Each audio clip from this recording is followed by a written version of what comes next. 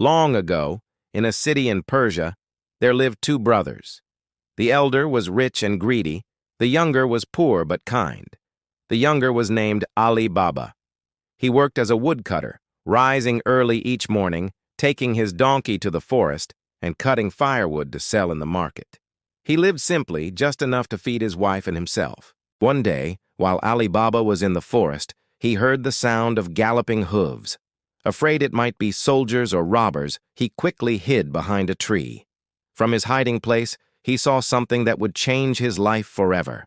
A band of 40 thieves rode up, their horses fierce and strong. They stopped before a great rock wall. Their leader, a tall man with a booming voice, raised his hands and shouted, "Open Sesame!" To Ali Baba's shock, the rock split apart like a door, revealing a hidden cave inside. The thieves went in, leading their horses, carrying heavy sacks. For some time, they remained inside. Finally, they emerged, their sacks now empty, and once again the leader called out, "Close Sesame!"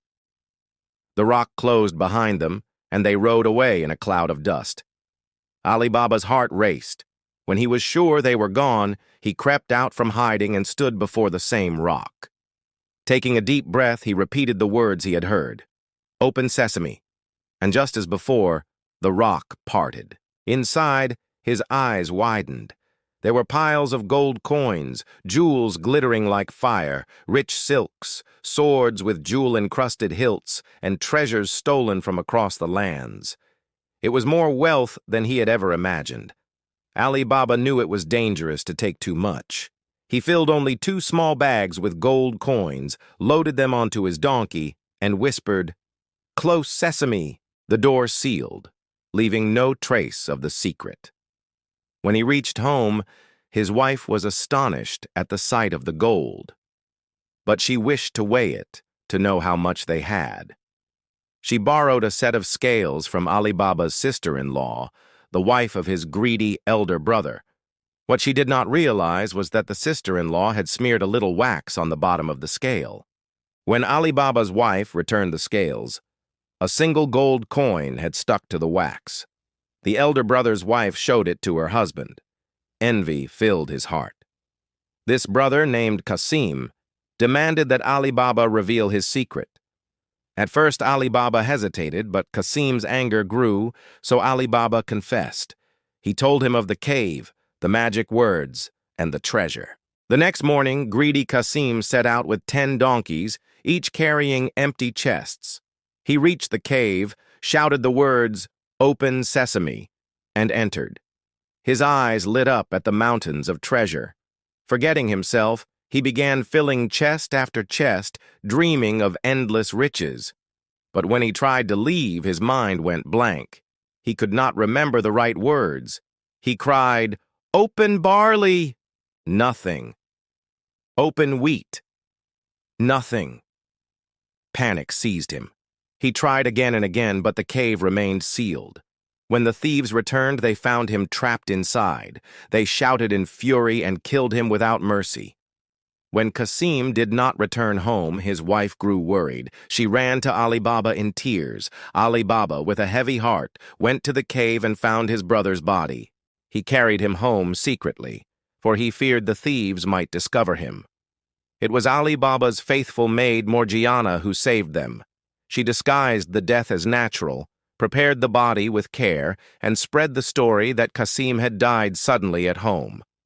No one suspected the truth. But the thieves discovered that someone had taken Qasim's body, and they knew there was another who knew their secret. Their leader swore, "We will find him. We will find the thief who dares to steal from us." One of the thieves went into the city, pretending to be a merchant. By questioning people, he learned of Ali Baba. He followed him home and secretly marked the door with chalk, planning to return at night with his companions. But clever Morgiana noticed the mark. She suspected danger. Quietly, she marked every other house in the street with the same chalk. When the thieves returned, they could not tell which house was Ali Baba's, and their plan failed. The leader grew angrier. He tried again, this time marking the house with red paint. Again Morgiana saw, and again she marked every door with the same paint. The thieves were fooled a second time. Finally, the leader of the thieves decided to act himself. He disguised as an oil merchant, driving a donkey cart with 40 great jars. In one jar was oil, but in the other 39 were hidden thieves. He asked Ali Baba for shelter, and Ali Baba, being kind, invited him in. The jars were stored in the courtyard. At night, Morgiana went out to fetch oil for the lamps. But when she came near one jar, she heard a whisper. "Is it time?"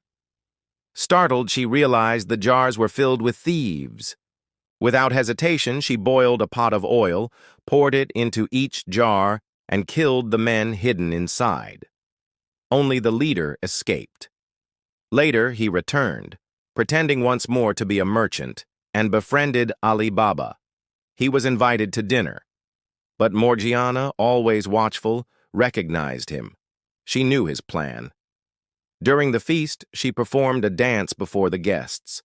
In her hand, she carried a dagger. Suddenly, with one swift move, she plunged it into the false merchant's heart, killing him before he could strike Ali Baba. Ali Baba was horrified at first, but Morgiana revealed the truth. This was no merchant. He was the leader of the 40 Thieves. Ali Baba was filled with gratitude. He freed Morgiana from servitude and welcomed her as part of his family. From that day on, Ali Baba kept the secret of the cave. He returned only when needed, never taking more than he required. And with the treasure, he lived the rest of his days in peace, generosity, and honor. And thus the tale of Ali Baba and the 40 Thieves spread across the lands, a story of greed, betrayal, loyalty, and the courage of one clever maid.